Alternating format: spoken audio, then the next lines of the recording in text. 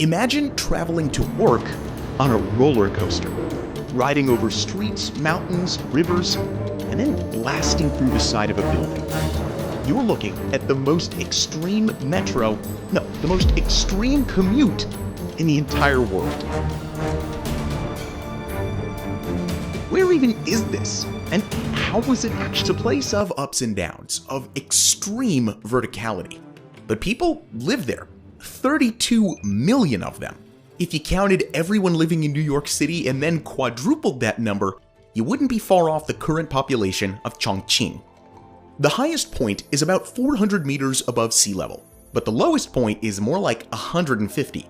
That's a 250-meter difference. You could build a skyscraper in the lowest parts of the city, and the top wouldn't even reach the highest parts. Just look at this plaza. It's at ground level, right? Well, not exactly. The whole city is like this. Earlier this year, a journalist at The Guardian described Chongqing as a cross between the movie Inception and a game of snakes and ladders. Other people have called it the 8D city. I don't even know what 8 dimensions would even look like. Well, like the city of Chongqing, I guess. And how do people get around in this 8D city?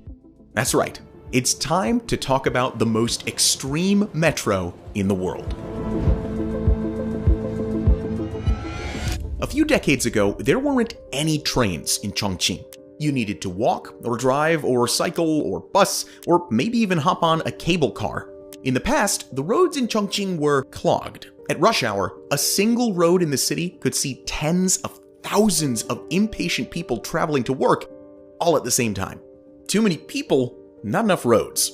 One expert said that Chongqing's transport. In 2005, the Chongqing Metro opened its doors to the public. Later, we'll see exactly what it took to build this incredible project. But first, let's take a proper look at it. In total, the Chongqing Metro system covers a total of 560 kilometers. That's longer than the New York subway or the London Underground. Chongqing is officially the 6th longest metro in the world. But the length of this metro, while pretty impressive, isn't what makes this network so incredibly unique. No, meters above the ground. But these train lines run underground as well. And believe it or not, Chongqing is also home to the deepest station in the world. At its deepest point, this station is more than 100 meters below the surface. It takes 8 whole minutes to ride the escalators to the platform. Apparently, your ears pop on the way down. It's hard to believe, but figure out what's really going on. It's not easy, especially when headlines are often designed to attract clicks, not inform. But there's a better way. And that's where Ground News comes and spent the next few years traveling abroad, inspecting metros in other countries, and learning as much as possible about building railways in difficult vertical spaces. One of the first things they realized was that a conventional railway probably wasn't the best option. By conventional here, we just mean a flat set of tracks, like the ones you see in most subways. That's what China used for the metro in Beijing, and also the metro in Shanghai. That's what you see in the London Underground or the subway system in New York. But elevated metro. If you're building an underground rail system, it is a totally different story. While a monorail is lighter than a conventional system, it actually takes up more vertical space.